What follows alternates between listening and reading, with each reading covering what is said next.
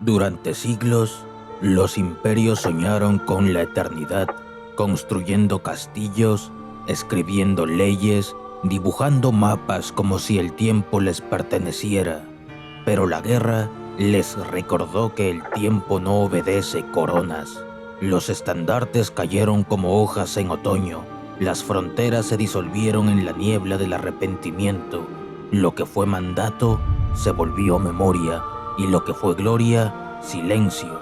En Viena, los salones se vaciaron, en San Petersburgo, los himnos se apagaron, y en Berlín, los mapas se redibujaron. Quizá los imperios soñaban tanto con la eternidad como con el control, pero el tiempo, como la verdad, no se domestica, y el sueño imperial se convirtió en pesadilla, y al despertar, descubrieron que el mundo ya no era suyo.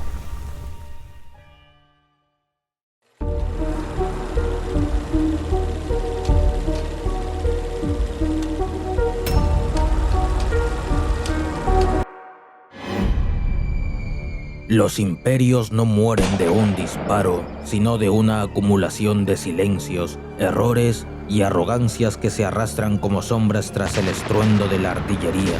La Primera Guerra Mundial demostró que la muerte de un imperio no es un evento fortuito, sino un proceso. No es el disparo final lo que lo destruye, sino la erosión lenta. La decadencia no se anuncia, se insinúa en decisiones repetidas por costumbre, en discursos que suenan huecos, en gestos imperceptibles como cuando los himnos dejan de cantarse con convicción, cuando los héroes se convierten en estatuas que nadie mira, o en archivos llenos de versiones oficiales que nadie cree. El imperio muere cuando deja de preguntarse por qué existe. El imperio alemán, como el acero que se oxida bajo la lluvia, pasó de ser una potencia emergente a sufrir crisis de hambre y revolución. Al inicio de la Gran Guerra, apostó al Schlieffen-Plan, estrategia de ofensivas rápidas, pero quedó atrapado en la guerra de trincheras. Aunque demostró su capacidad tecnológica con armas químicas y submarinos, aquello reveló su desesperación. El fracaso de la ofensiva de primavera de 1918 marcó el final. El ejército se desmoralizó y estallaron motines. El bloqueo naval aliado provocó hambrunas, lo que alimentó el descontento civil. Ese mismo año, las huelgas, especialmente en Kiel, desembocaron en la abdicación del Kaiser Guillermo II, poniendo fin a la monarquía y dando paso a la República de Weimar. El Tratado de Versalles, firmado el 28 de junio de 1919, obligó a Alemania a aceptar la culpa total de la guerra, imponer reparaciones por cientos de miles de millones de marcos y reducir su ejército a 100.000 hombres, sin tanques ni aviación.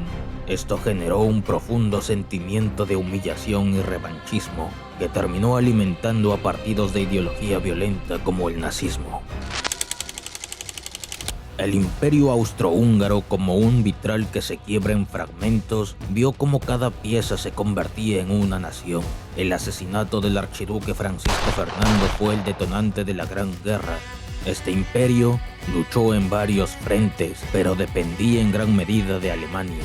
Las derrotas frente a Rusia e Italia, sumadas a la muerte del emperador Francisco José I, provocaron una falta de cohesión interna y el avance de movimientos independentistas. Su sucesor, Carlos I, intentó reformas como la federalización para dar mayor autonomía a las nacionalidades del imperio, pero el separatismo ya estaba en marcha. Carlos I también buscó sacar al imperio de la guerra mediante negociaciones secretas con Francia a través de su cuñado, el príncipe Sixto de Borbón-Parma, incluso apoyando las reivindicaciones francesas sobre Alsacia y Lorena, lo que le granjeó desconfianza en Alemania y en su propia población. En 1919 se firmó el Tratado de Saint-Germain, que disolvió el imperio y redujo Austria a un estado alpino sin salida al mar. En 1920, el Tratado de Trianon despojó a Hungría de 2/3 de su territorio, incluyendo Transilvania, Eslovaquia y Croacia. El Imperio Otomano. el califato que dio su último suspiro entre las dunas del mandato europeo se unió a las potencias centrales buscando prestigio y protección frente al imperio ruso. Confiaban en una victoria rápida junto a Alemania, alentados por sus triunfos iniciales, pero las campañas fallidas en Arabia, Palestina y el Cáucaso debilitaron aún más a un imperio que aún se reorganizaba tras las guerras balcánicas de 1912. Su aparato burocrático estaba roto, corroído por corrupción y nepotismo. Los cargos se compraban o heredaban, debilitando la meritocracia. Muchos gobernadores con excesiva autonomía priorizaban intereses propios por encima de las órdenes centrales. Además, líderes religiosos conservadores y caciques locales interferían en la autoridad del sultán, fragmentando al Estado. El 30 de octubre de 1918 se firmó el armisticio de Mudros, marcando el fin de sus operaciones militares y permitiendo la ocupación aliada de posiciones estratégicas. En 1920, el Tratado de Sèvres puso a Siria y el Líbano bajo mandato francés y a Palestina, Irak y Transjordania bajo el mandato británico. Turquía rechazó este tratado y lo sustituyó por el de Lausana en 1923, que reconoció la soberanía de la nueva república. El Imperio ruso mostró cómo el invierno no solo congela cuerpos, sino también coronas. Durante la Primera Guerra Mundial movilizó millones de soldados, pero sufrió derrotas humillantes frente a Alemania y Austria-Hungría. Bajo un régimen autocrático rígido encabezado por el zar Nicolás II, poco dispuesto a reformas democráticas, creció el descontento social.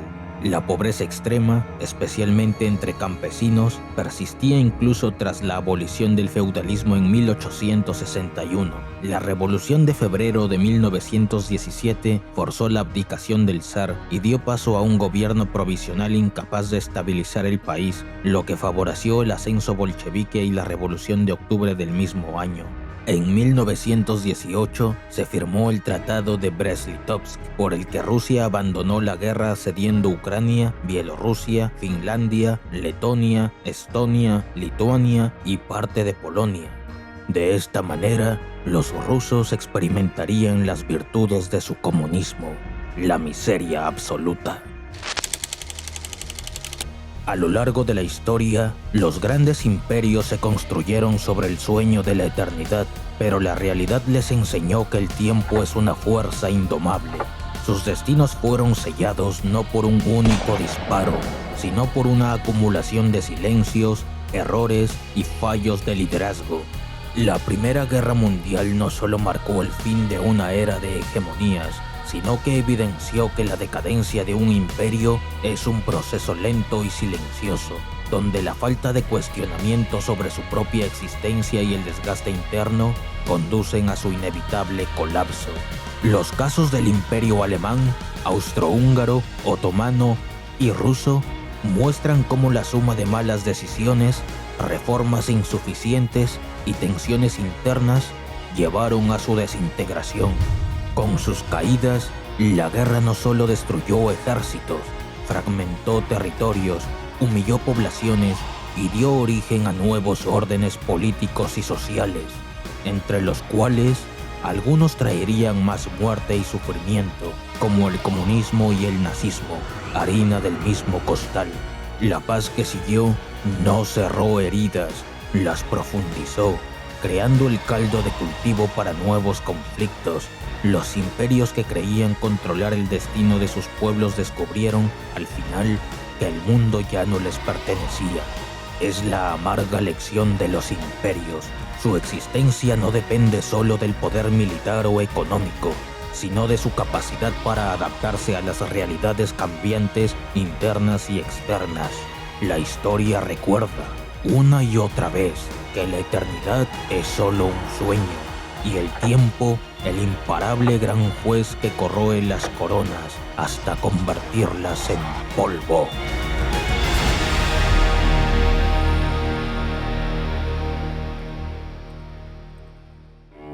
Bueno, has llegado al final. No olvides apoyarnos con tu like y suscribiéndote a nuestro canal.